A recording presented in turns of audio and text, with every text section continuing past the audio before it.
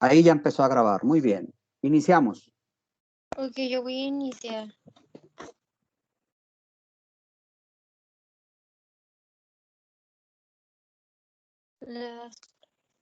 Bueno, voy a iniciar con la parte 2, que es el sistema de retroalimentación osmorreceptora de la ADH. Esto va a existir cuando va a haber un aumento de la osmolaridad en el líquido extracelular. El primer punto pues va a ser el aumento, va a retraer las células osmorreceptoras y estas van a estar encontradas en la región anterior del hipotálamo. El número 2 va a ser la retracción, va a desencadenar la activación y va a ser el envío de las señales nerviosas a través de otras células nerviosas y a través, bueno, van a estar presentes en los núcleos supraópticos. Y después se van a transmitir estas pues a través de señales por el tallo de la hipófisis hasta el lóbulo posterior de la hipófisis. El número 3, pues estos potenciales de acción se van a conducir a la hipófisis, va a haber una estimulación y va a haber la liberación de la ADH. El número 4, la ADH pues va a aumentar la permeabilidad del agua en los túbulos distales, los túbulos colectores corticales y los conductos colectores medulares. Y por último, la mayor permeabilidad al agua en la parte distal de la nefrona, pues esta va a aumentar la reabsorción de agua, va a provocar la excreción de un volumen pequeño de orina, y esto pues de modo va a conservar el agua en el Mucho ruido. Sol, tienes un micrófono prendido. Mucho ruido. Adelante. Ok, pues esto se va a conservar el agua en el organismo, mientras que el sodio y los demás solutos van a continuar excretándose pues a través de la orina, y esto va a corregir el líquido extracelular sucesivamente, pues concentrando inicialmente, y después se va a producir la secuencia opuesta del acontecimiento. Cuando el líquido extracelular se diluye demasiado, esto se le va a llamar el hipoosmótico, cuando va a ser demasiado diluyente.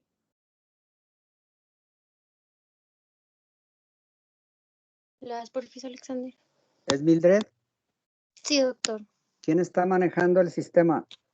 Alexander. Ok, Edgar. Adelante, a ver si puede poner el señalador. Ok. Bueno, aquí mostramos una imagen donde se muestra la anatomía del hipotálamo y la hipófisis. ¿Las porfis, Alex? Bueno, el hipotálamo... Ay, perdón, me perdí. Bueno, este va a contener dos tipos de neuronas, las monocelulares. Estas se van a sintetizar, sintetizan la ADH en los núcleos supraópticos y los paraventriculares del hipotálamo. Esto va a ser de alrededor de 5/6 partes en los núcleos supraópticos y 1/6 parte en los núcleos paraventriculares.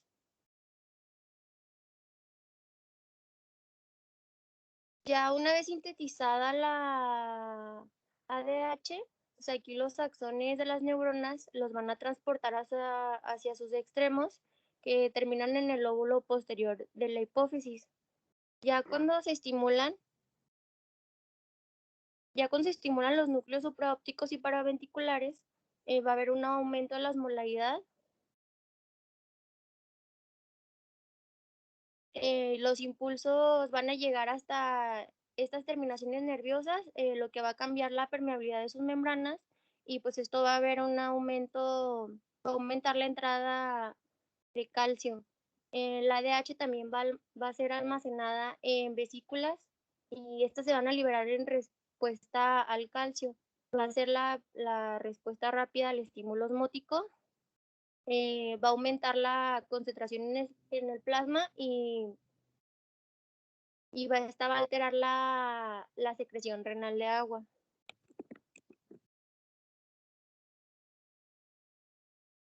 ¿Le das, Alex? En la lesión de la región AB3B, pues aquí se va a producir múltiples deficiencias en el control de la secreción de la ADH, la sed, el apetito por el sodio y la presión arterial. Entonces aquí va a haber un estímulo eléctrico de esta región y va a haber una estimulación por medio de la angiotensina 2. Esta va a aumentar la secreción de ADH, igual la sed o el apetito y pues, el sodio. ¿Le das, Alex?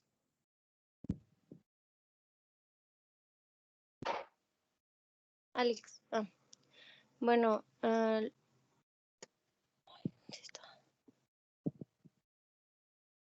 los osmorreceptores van a ser usados para describirlo. Estas células van a enviar las señales nerviosas a los núcleos supraópticos, van a controlar su activación y la secreción de la ADH pues, también. Y bueno, el órgano subfornical y vasculoso de la lámina terminal, esta va a tener un riesgo vascular, va a carecer de típica barrera hematoencefálica. Esto va a impedir pues, la difusión de la mayoría de los iones desde la sangre hacia el tejido encefálico. Y estas características pues hace posible que los iones y otros solutos que anden en la sangre y el líquido intersticial localizados en esta región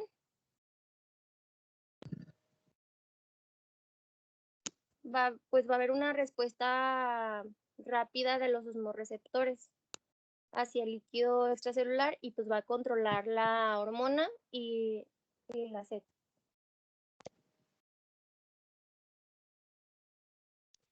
Te voy a hablar yo, doctor. Edgar, adelante. Sí.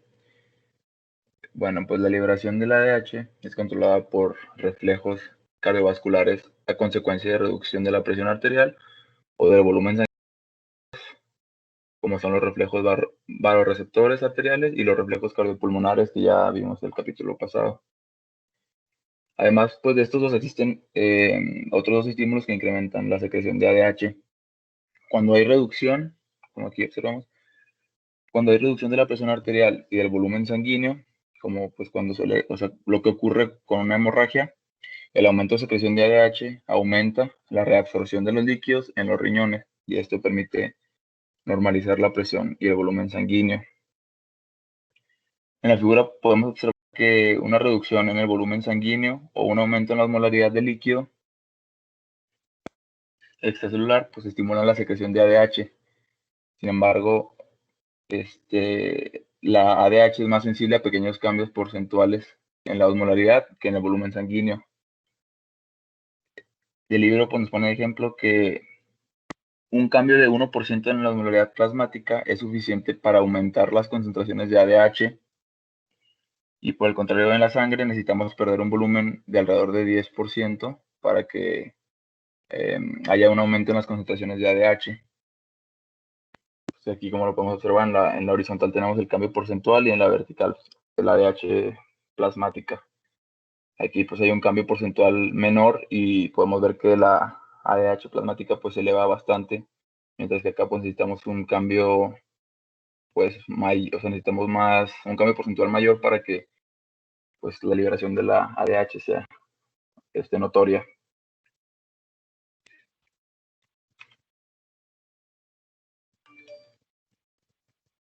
¿Ya se cambió la diapositiva?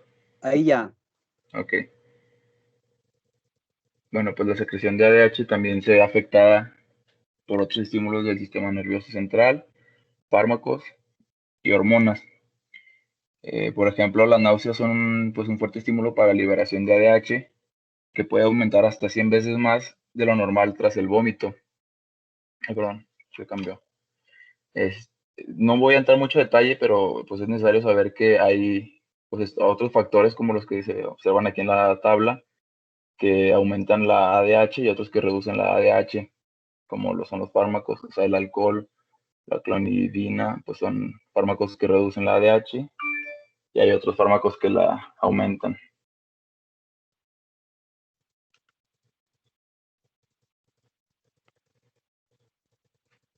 Ahora voy a hablar yo. ¿Quién Ana. es? Ana. Ana, adelante. Bueno, tenemos que la ingestión de líquido está regulada por el mecanismo de la sed, que mantiene un control de la osmolaridad y de la concentración de sodio en el líquido extracelular.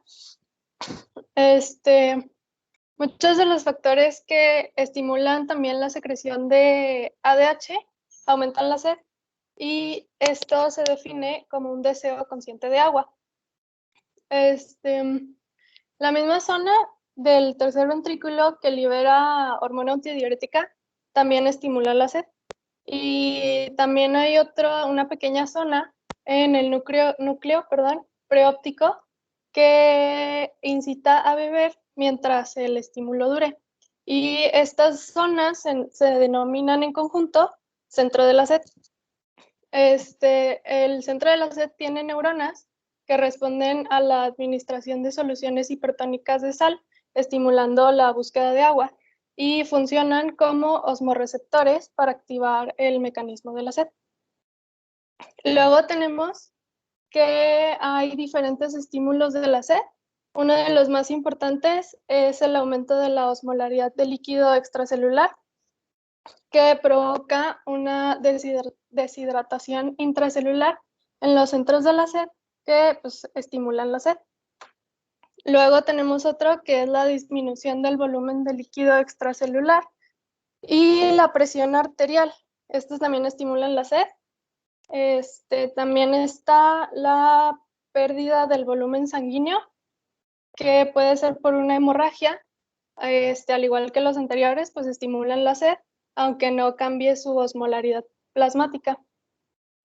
Otro estímulo que también es importante es la angiotensina 2, que su efecto sobre la sed ayuda a restaurar el volumen sanguíneo y la presión arterial.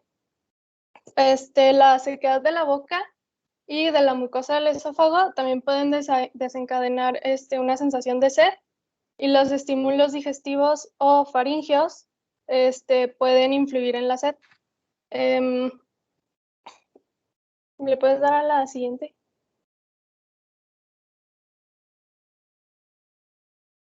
Bueno, tenemos también, los riñones, que deben excretar una cantidad obligatoria de agua continuamente, incluso cuando la persona está deshidratada. Esto para eliminar el exceso de solutos que ingiere o produce el metabolismo, y gracias a esto hay una tendencia a la deshidratación. Cuando el sodio aumenta aproximadamente por arriba de 2 miliequivalentes de lo normal, se activa el mecanismo de la sed, lo que provoca un deseo de beber agua, y a esto se le llama el umbral del estímulo osmolar para beber. Luego tenemos las respuestas integradas de los mecanismos, que, como se puede observar en la gráfica, que se ve una relación entre la ingestión de sodio y la concentración plasmática del sodio. Aquí se observa un aumento en la ingestión de sodio de hasta 6 veces con respecto a lo normal, que esto tiene un pequeño efecto sobre la concentración plasmática si los dos mecanismos, es decir, el de la hormona antidiurética y el de la sed, están funcionando de forma normal. Luego, cuando el mecanismo de la hormona antidiurética o de la sed fallan, el otro puede controlar la osmolaridad o la concentración del sodio, siempre y cuando se ingiera el líquido suficiente para equilibrar el volumen obligatorio de orina. y las pérdidas de agua que se producen diariamente. Si estos dos mecanismos fallan, la osmolaridad y el sodio no se controlan bien. De este modo, cuando la ingestión de sodio aumenta, como se puede observar en la línea azul de la gráfica, se producen cambios en la concentración plasmática del sodio.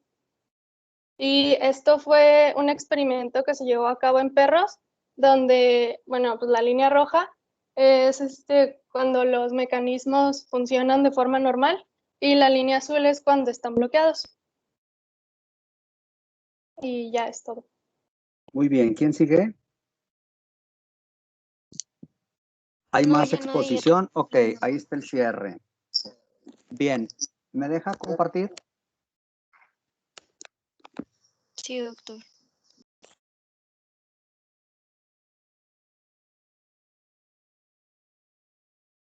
Estoy viendo cuántos alumnos están conectados. Hace unos segundos había 66. Estoy viendo que solo hay 54. Esto quiere decir que hay gente que se está saliendo. O le está fallando el sistema o se está saliendo. Voy a seguir observando este detalle mientras voy a compartir. Y voy a empezar a hacer preguntas. No olviden que debo aclarar la siguiente clase, cómo se va a desarrollar. La de mañana y la de pasado mañana. Hay un ligero cambio ahí según se ve el programa y es necesario decirlo. Entonces, mientras empiezo a compartir, recuerden, cuando yo pregunto a alguien y no contesta, hay dos posibilidades. Una, no quiere contestar y está presente, eso se llama deshonestidad académica. Y otra, sí contesta porque además estudió. Bien, vamos con la siguiente pregunta. Mientras se abre el sistema. Pregunta a Miguel Alejandro Silva.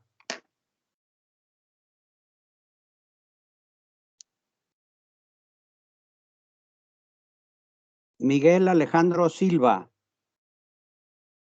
La doctora pasó lista. Si él está y no contesta.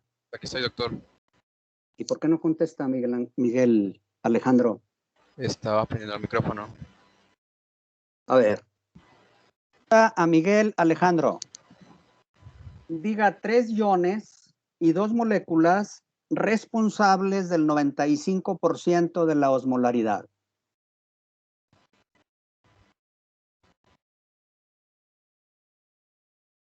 ¿Estudió? No, hoy? para hoy no. Estudió. Ok, muy bien. Gracias por abreviar, ¿verdad? Pregunto. Leslie Yasmín Uribe.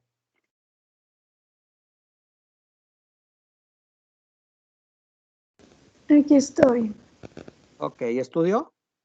Vamos abreviando. No. No estudió. De una vez. Ok. Miriam Alejandra Rivera.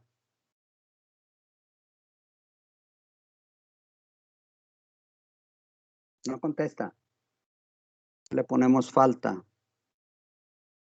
Francisco Rodríguez. Sí, aquí estoy, doctor. Ok. Pregunto, Luis Francisco.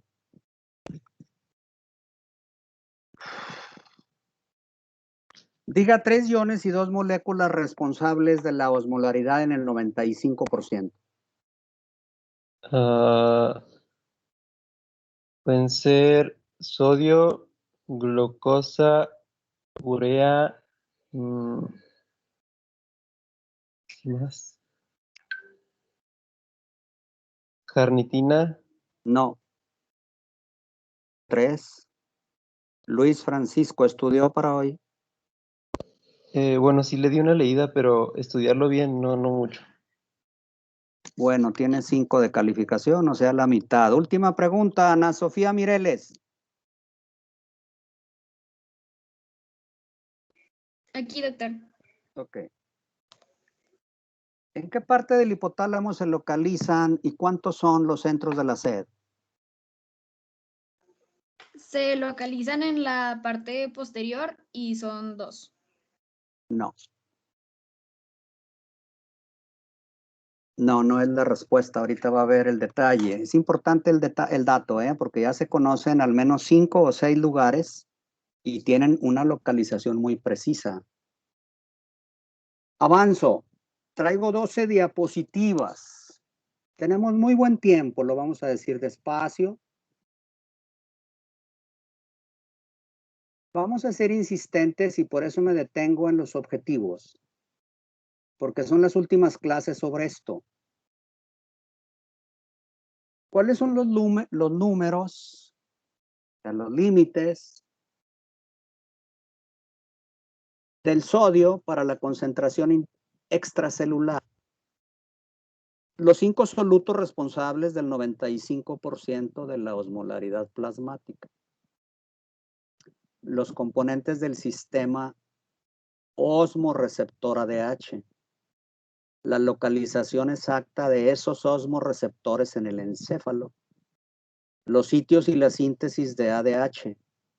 La localización y mecanismo de producción de los estímulos de los centros de la sed. Y la discriminación de los estímulos para la sed. Entonces, como ven, el tema es prácticamente el último que vamos a abordar antes de entrar a otros, que son los 2 últimos antes del pH. Les recuerdo, por si se me olvida al final, necesitamos para el pH la calculadora científica, y que si las personas que van a preparar 2-3 horas el pH son gustosas de comunicarse conmigo, lo hagan. Ya la primera persona se comunicó y ya acordamos que viene siendo pH 1. Ya acordamos teniendo incluso el material en mano. Vamos a la siguiente y entramos a aquella parte donde la osmolaridad queda bien claro que el principal osmol responsable de la osmolaridad es un ion y se llama sodio. El sodio como ion monovalente Na+, es más abundante siempre en reposo en el compartimento extra. Se saben las cifras y se sabe la media. Entre 140 y 145 miliequivalentes litro y con una media de 142, pues son límites muy estrechos. Hay muy poco margen de movimiento del sodio. ¿Esto qué quiere decir? Que debe estar muy bien regulado y tiene varios sistemas que lo ayudan. De esta forma sabemos que si el sodio es el mayor, pues no está solo. Hay varios que explican que en los 3 compartimentos haya 300 miliosmoles litro de osmolaridad no corregida, es decir, osmolaridad total. Pero la corregida, recordamos que en el plasma sanguíneo, esto es lo que no deben de olvidar, la corregida 292 y 291 en los otros 2 compartimentos. Esto es lo que manejamos en la clínica. La osmolaridad corregida. Las 2 variables, pues, sodio y osmolaridad, entender que la palabra variable, pues generalmente es un atributo y que es cambiable, cambiante, y que si la ponemos en un diagrama, Pues las variables confrontadas se ve qué influencia tiene una sobre la otra.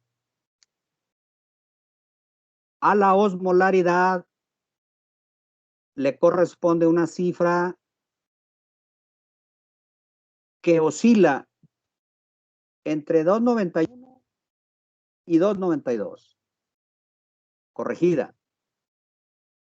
Y el sodio es el responsable. Pero como decíamos, no es el único responsable. Hay más. Son 5 al menos. Y el sodio, ahora sí por último, ya no volveremos a tocarlo. El sodio fue un átomo, como se ve en la tabla del lado izquierdo, tercera de arriba hacia abajo.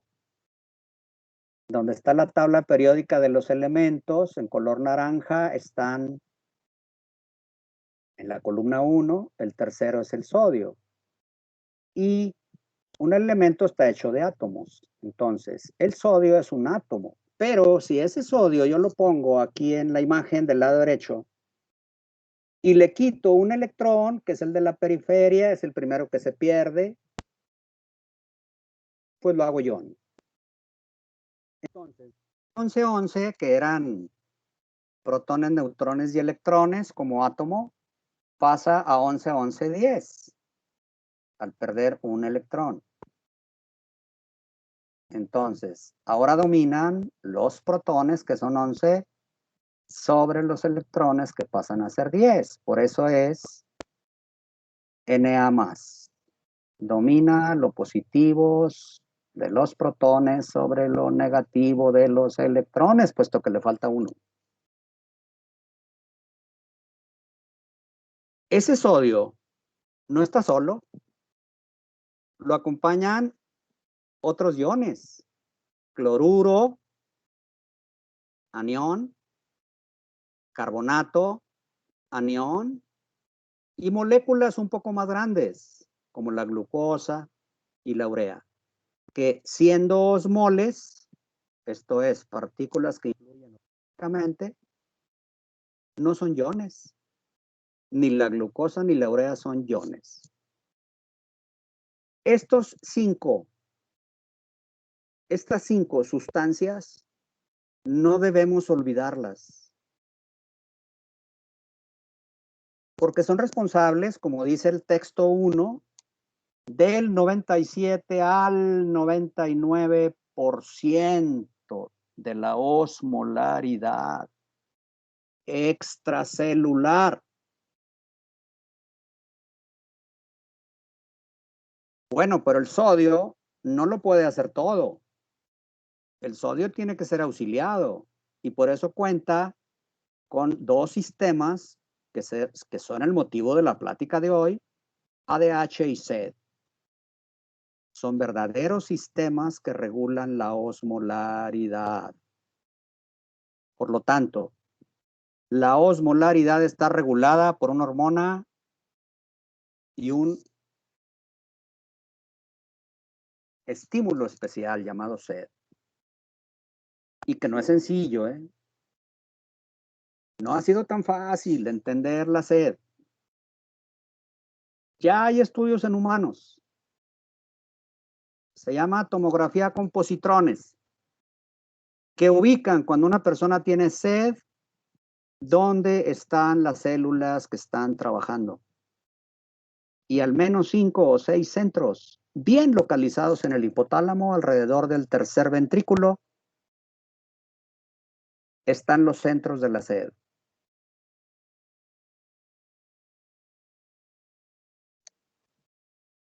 Si ubicamos aquí en la parte extracelular al sodio, al cloruro, para hablarlo ya con propiedad, al carbonato, a la glucosa, y la única que no está es la urea, en el extracelular se ve claramente sus valores. Son altos todos. 142 miliequivalentes litro para el sodio, estoy hablando en plasma sanguíneo. 103 miliequivalentes para el cloruro.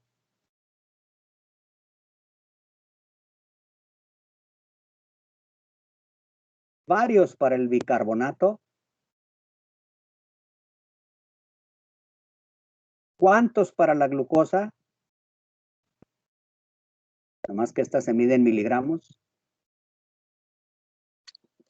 Se fijaron en el 28 del carbonato, ¿verdad? Del bicarbonato. Si venimos con el 142 en el sodio y el 103 en el cloruro y el 28 el bicarbonato y el 80 que habría que hacer conversiones, 90 miligramos de glucosa, habría que hacer conversiones para actividad osmolar de la glucosa. Y aunque no esté la urea, no importa. Bueno, pues esas 5 sustancias son las responsables de mantener la osmolaridad. Mantenerla en una cifra, como ven ahí en la flecha horizontal que acaba de aparecer. 282 corregida para el plasmático líquido, 281 para el intersticial y 281, aunque difícilmente se puede ver el 1, para el intracelular. Aquí aclaro algo. Si se van hasta arriba en las 3 columnas de la derecha, dice miliosmoles litro. Para mí eso es un error, porque se reportan en mili equivalente y luego ya se hace la conversión. Pero bueno, aquí como lo que importa es saber la osmolaridad, nos están poniendo un aproximado. Y bueno, a los autores, nada más que les aclaro, se reportan en mili equivalentes. Lo mismo ocurre aquí, en este listado. Vamos buscando nuestros sodio, lado izquierdo arriba, nuestro cloruro, ahí en el número 5, bicarbonato, número 6, glucosa, columna de la derecha, número 1, y urea, número 3, columna de la derecha. Esta suma nos permite decir esto. 142 más 106 más 24 más 5,6 más 4. Fíjese, ahí está. Sodio, cloruros, bicarbonato, glucosa y urea. ¿Cuánto nos da en miliosmoles? Todo esto es extracelular. 281,6 miliosmoles litro. Eso significa que más del 95% de la osmolaridad se debe a 3 iones y 2 moléculas. Eso justifica la existencia de esta parte del capítulo. Vamos a ver cómo el sodio, que es el principal, es ayudado, es auxiliado por un sistema de osmorreceptores que así como en el callado aórtico y en las carótidas, también hay osmorreceptores para otra razón. Bueno, pues estas son células neuronales, son cuerpos neuronales que se localizan en la vecindad del núcleo supraóptico, inmediatamente arriba de la hipófisis, por arriba del quiasma óptico, que se ve en el lado izquierdo, en verde. Se ven los puntos blancos y con sus líneas verdes. Ahí están los osmorreceptores hipotalámicos. Los más abundantes están en el lado supraóptico anterior. Ahí se produce la antidiurética, una hormona fundamental para la osmolaridad. Esta hormona, les recuerdo, se produce en grupos neuronales. Se traslada, síganme la línea verde, continua, abajo, hasta otros puntos en la hipófisis posterior. Ahí se guarda.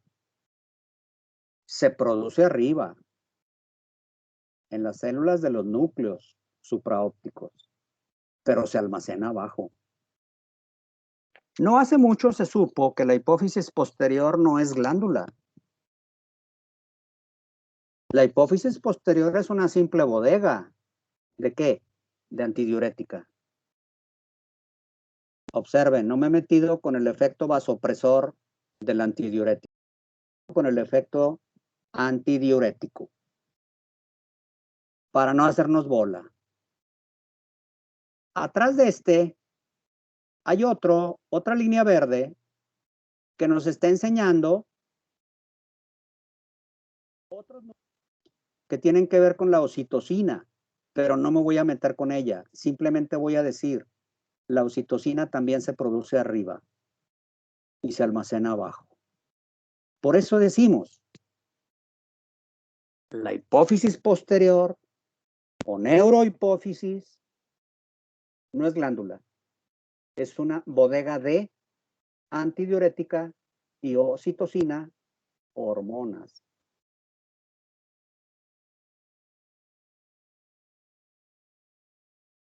Pero hay otros auxiliares de este sistema y se llaman centros de la sed. Dije hace unos minutos, se han identificado mediante estudios en humanos, tomografía con positrones, que tiene una virtud.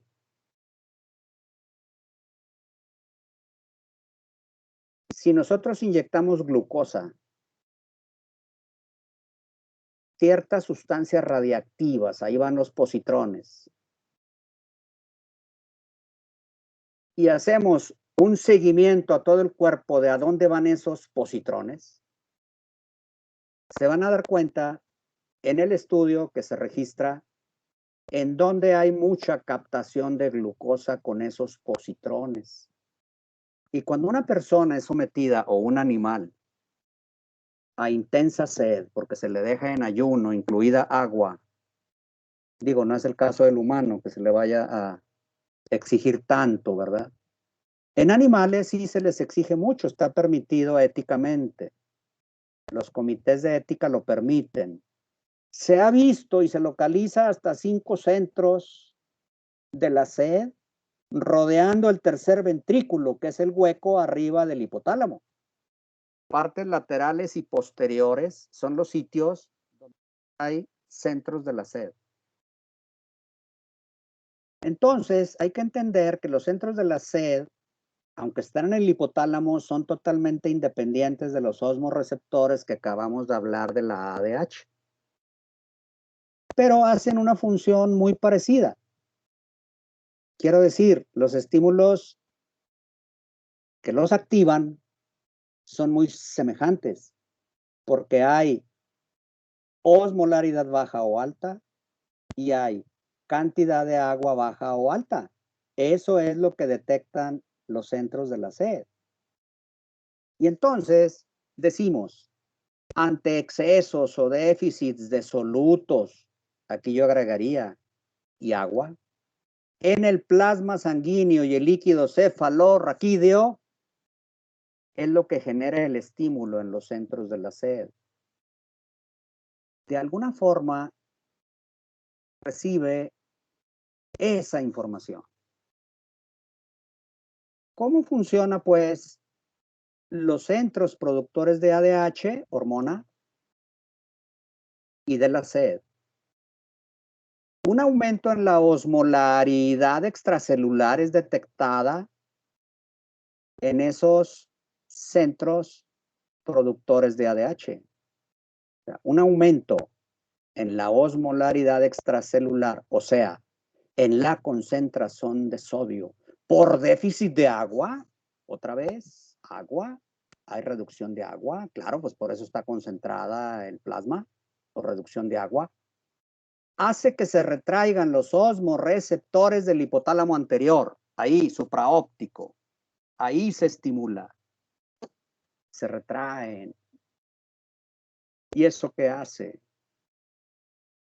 Que las células produzcan de ADH almacenada en la hipófisis posterior. Fíjense, lo que ya está almacenado en la hipófisis posterior es lo que se va a liberar. No es lo que se va a producir allá arriba, no. Es lo que ya está acá abajo. El osmoreceptor que siente allá arriba en el hipotálamo esta diferencia de concentración de sodio por baja de agua, envía un informe a la hipófisis posterior para que libere a la ADH. A la ADH que ya está ahí en espera de ser liberada. La ADH liberada circula, claro. Recuerden que ahí hay un sistema porta hipofisiario hipotalámico. Ahí circula, ahí pasa la circulación general y va a su destino, que se llama tubo distal, tubos colectores corticales y medulares de la nefrona. Esas son sus células blanco para que esa hormona actúe. ¿Y qué genera ahí en esas células? Genera permeabilidad aumentada, o sea, reabsorción de agua. No de sodio, de agua. No confundirla con la aldosterona. Esa es otra. Esa sí reabsorbe sodio y agua, pero esta no. Esta es solo agua. ¿Y qué provoca? Un volumen de orina pequeño y muy concentrado. Con lo que se logra que, pues que el agua se reabsorba, eleve el nivel de agua en el plasma, haga que la osmolaridad baje y corrigió el problema. La ADH auxilió a la osmolaridad, donde el sodio era muy abundante y el agua pobre, para que reteniendo agua, diluya ahora el plasma y corrija la osmolaridad a la baja.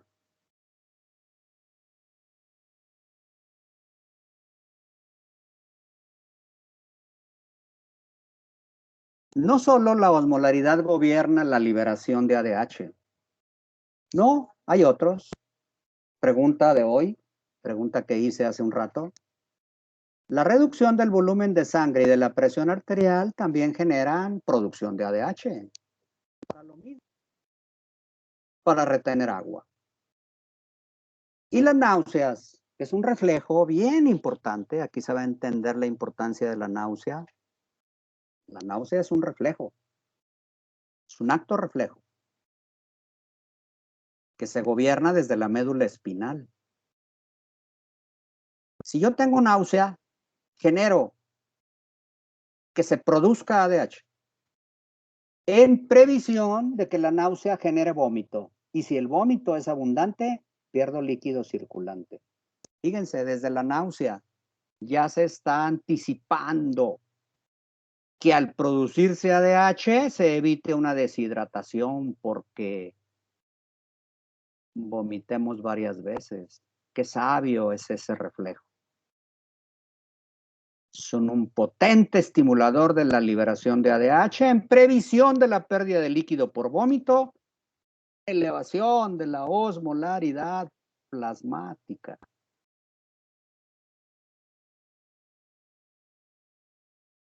La sed, por otro lado, que es el otro mecanismo, la sed hace su papel. Si yo tengo una osmolaridad alta, como dice en la columna de la izquierda, y yo tengo un volumen de sangre bajo, si yo tengo una presión baja y tengo sequedad de boca, me brinco la angiotensina a propósito. No quiero problemas con la angiotensina ahorita, me quedo con la sequedad de boca. Y los tres primeros, como estímulos para la sed, en esos 5 centros, ¿para qué?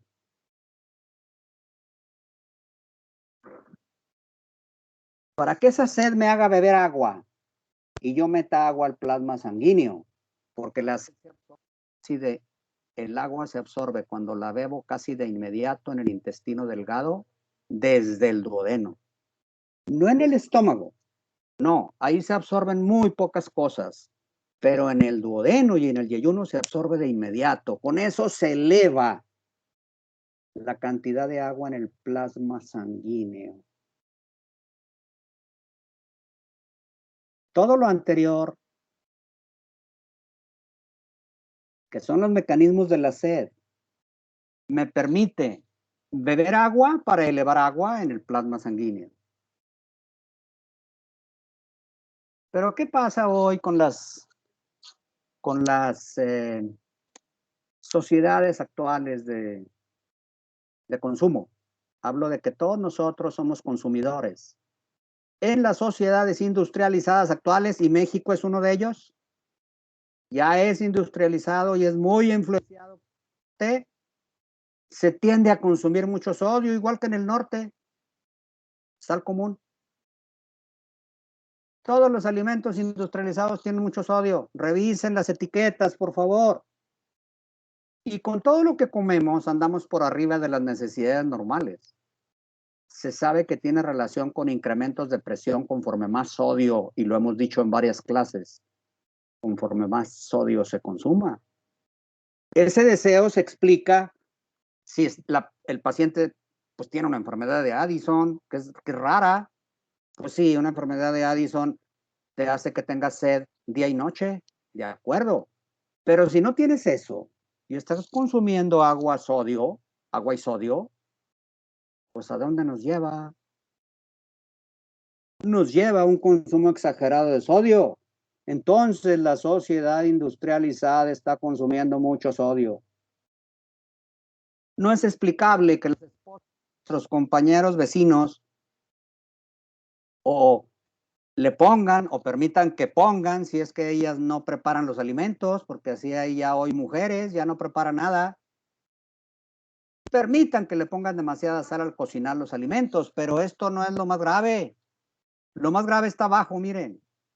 Los que comen, incluyan esposos e hijos, antes de probar los alimentos ya están agregando sal.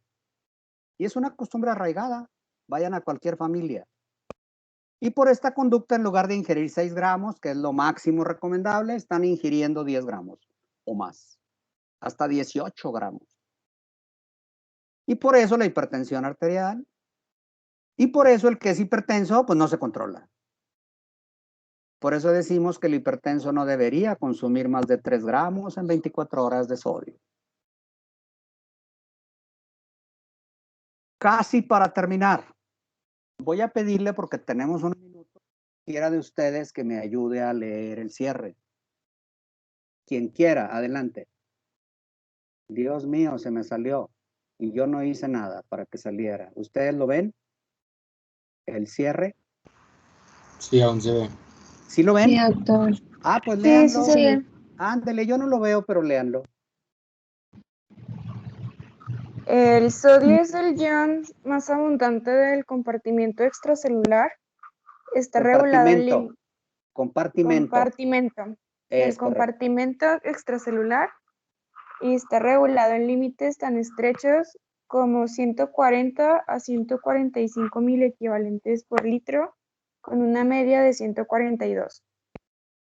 La osmolaridad total en los 3 compartimentos es de 300 miliosmoles por litro, corregida 281-282. Las dos variables, sodio y osmolaridad, deben controlarse en forma muy precisa porque determinan la distribución del agua. Además del catión sodio, los siguientes solutos osmoles son determinantes en un 97 a 99%. Los aniones cloro y bicarbonato y las moléculas de glucosa y urea. Los dos grandes sistemas que actúan en la regulación de la osmolaridad son los osmorreceptores hipotalámicos para la producción de ADH y la sed. Los centros de la sed están dispersos, tanto en el hipotálamo como cerca de las paredes del tercer ventrículo. Son los estímulos para la sed, hiperosmolaridad plasmática, reducción del volumen de sangre y la boca seca.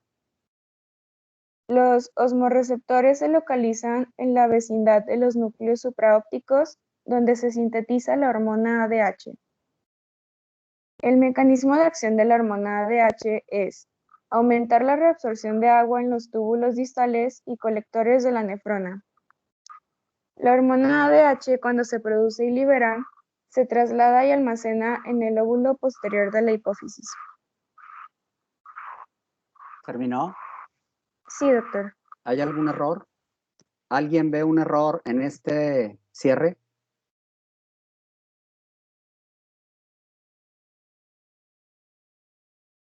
Pues les invito a hacer cierres perfectos. A lo mejor le falta algo, siempre es perfectible. Pues agréguenlo ustedes. Un aviso para la próxima clase. ¿Está ahí ya Susana Basol? Parece que anda algo ocupada. Bien, ahí les va. Martes 27. Dice regulación 1. Y dice que el profe va a dar la clase. ¿Ya lo leyeron? Sí, doctor. ¿Ya se dieron cuenta que no va a exponer nadie mañana? Por lo tanto, vamos Sí. a iniciar con una sesión larga de preguntas y vamos a terminar con mi exposición. Esto quiere decir que más que nunca deben leer para mañana. Igual para pasado, donde viene regulación 2. Otra vez el profe expone. Habrá otra sesión larga de preguntas. Eso es el miércoles. Y la tarea que les va a informar la doctora Susana, jueves y viernes, que le van a enviar a ella. Y hasta el martes 3 de noviembre nos veríamos con pH1. El miércoles 4 pH2. pH2, ¿sí? Son dos sesiones nada más. Ahí sí hay un equipo que va a presentarlo. ¿Están enterados? Sí, doctor. Pues yo espero que Sí. se comuniquen porque es el tema más difícil que vamos a abordar. ¿Dudas, preguntas? Con toda confianza. Doctor, Sí. bueno, no sé si usted sepa que vamos a abordar después de ver pH. Después de pH, la doctora tiene un programa donde vienen varios temas. Y Ok. con ella termina en noviembre. Muy bien. Ya les entregó el programa, ahí está. Ahí está, del primer día que estuvieron con ella, se los pasó a ella. Y ahí vienen los temas que van a ver el resto de noviembre con ella. Conmigo faltaría el examen número 5, ¿verdad? Que se va a hacer igual que a la última vez. Es el viernes 6 de noviembre. Conmigo terminan ese día este semestre. Y luego regresan también conmigo el 11 de enero. Son 2 semanas más conmigo y ya termino mi participación. Les agradezco mucho la oportunidad. Nos vemos mañana. Gracias, doctor. Gracias, Hasta doctor. luego. Hasta luego. Gracias. Hasta mañana. Adiós. Hasta luego.